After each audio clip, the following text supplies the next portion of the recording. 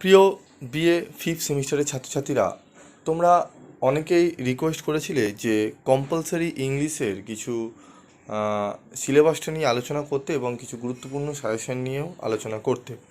তো আজকে আমি কম্পালসারি ইংলিশ পেপারের এলসিসি ওয়ানের সম্পূর্ণ সিলেবাস এবং কোশ্চেন প্যাটার্ন নিয়ে আলোচনা করব। তো ভিডিওটি প্রথম থেকে শেষ পর্যন্ত মনোযোগ সহকারে শুনতে থেকো এবং ভিডিওটি ভালো লাগলে অবশ্যই বন্ধুদের মধ্যে শেয়ার করো যাতে সকলেই উপকৃত হয়। তোমরা যারা ফিফথ সেমিস্টারে উঠেছো, ফোর্থ সেমিস্টার এখন রেজাল্ট বেরায়নি, ফোর্থ সেমিস্টার রেজাল্ট তোমাদের খুব শীঘ্রই বেরাবে। তো ফিফথ সেমিস্টারে তোমাদের কম্পালসারি ইংলিশ পেপারটি পড়তে হবে এলসিসি ওয়ান। প্রশ্নপত্র তোমাদের 65 নাম্বারের হবে।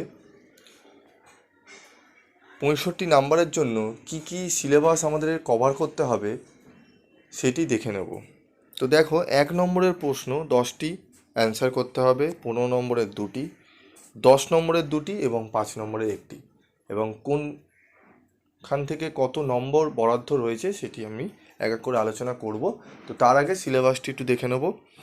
দেখো, language, imagination and creativity, poem থেকে, আমাদের কবিতা থেকে 4টি পোয়েম পড়তে হবে। William Wordsworth, 3 years she grew, Lord Tennyson, break break break, এই পোয়েমটিও পড়তে হবে আমাদের। 3 নম্বর পোয়েমটি হেনরি লুইস ভিভিয়ান ডিরোজিওর to India my native land, এই পোয়েমটিও আমাদের পড়তে হবে। এবং 4 নম্বর হচ্ছে রবীন্দ্রনাথ টেগরের গীতাঞ্জলি 50 নম্বর, এটিও আমাদের ভালোভাবে পড়তে হবে। তবে এই 4টি পোয়েম থেকে 3টি 15 নম্বরের প্রশ্ন আসবে। 3টি 15 নম্বর প্রশ্নের মধ্যে 2টি 15 নম্বর অ্যান্সার আমাদের করতে হবে। তো ভালো করে যদি তুমি 2টি পোয়েমও ভালো করে যদি পড়ে নাও, 2টি, তাহলেও তোমরা 15 নম্বরের প্রশ্নের অ্যান্সার ভালোভাবে দিতে পারবে। তবে সেক্ষেত্রে আমি বলবো তোমরা একটি পোয়েম এক্সট্রা তোমরা পড়ে নিতে পারো। 3টি পোয়েম পড়ে গেলে রিস্কটি কম থাকে। 2টি পোয়েম অনেক সময় একটি পোয়েম থেকে দিলে একটি পোয়েম থেকে নাও দিতে পারে। সেক্ষেত্রে তোমরা 3টি পোয়েম ভালোভাবে পড়বে। রাইটিং স্কিলে আমাদের থাকবে স্টোরি রাইটিং, ট্র্যাভেলগ রাইটিং এবং advertisement writing.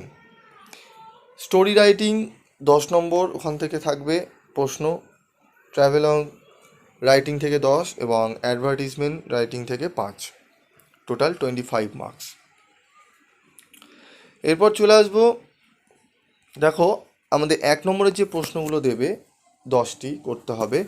Identifying figures of speech, 10 নম্বর সেখানে বরাদ্দ রয়েছে 1 নম্বর করে। 2 question of 15 marks from poetry out of 3 question.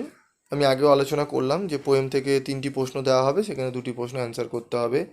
Writing story থেকে 10 মার্কস, রাইটিং ট্রাভেলগ থেকে আমাদের থাকবে 10 মার্কস এবং রাইটিং অ্যাডভার্টিজমেন্ট থেকে থাকবে 5 মার্কস। তো টোটাল 65 মার্কসের আমাদের প্রশ্নপত্র হবে।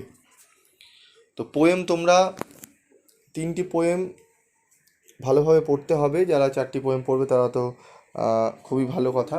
তো এই 4টি পোয়েম থেকে কী কী প্রশ্ন ভালোভাবে করতে হবে আমি পরবর্তী ভিডিওতে তোমাদের সামনে আলোচনা করব। স্যারদের সঙ্গে আমি আলোচনা করে নিই, যেহেতু আমি ইংলিশ পেপার পড়াই না।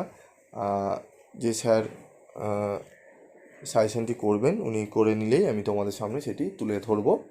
আমি সিলেবাসটি ওনার থেকে বুঝে তোমাদের কাছে তুলে ধরলাম। যাই হোক, কোনো জায়গায় যদি ভুল ত্রুটি থাকে তোমরা সেটি একটু দেখে নিও বা কমেন্ট বক্সে লিখে জানিও। এবং কোনো অন্যান্য সাবজেক্টে যদি তোমাদের সমস্যা হয় আমাকে অবশ্যই কমেন্ট বক্সে লিখে জানাবে। আমি চেষ্টা করব স্যারদের সঙ্গে কথা বলে তোমাদের সামনে তুলে ধরার। তো দেখা হবে পরবর্তী ভিডিও ক্লাসে। সকলে সুস্থ থাকবে, ভালো থাকবে।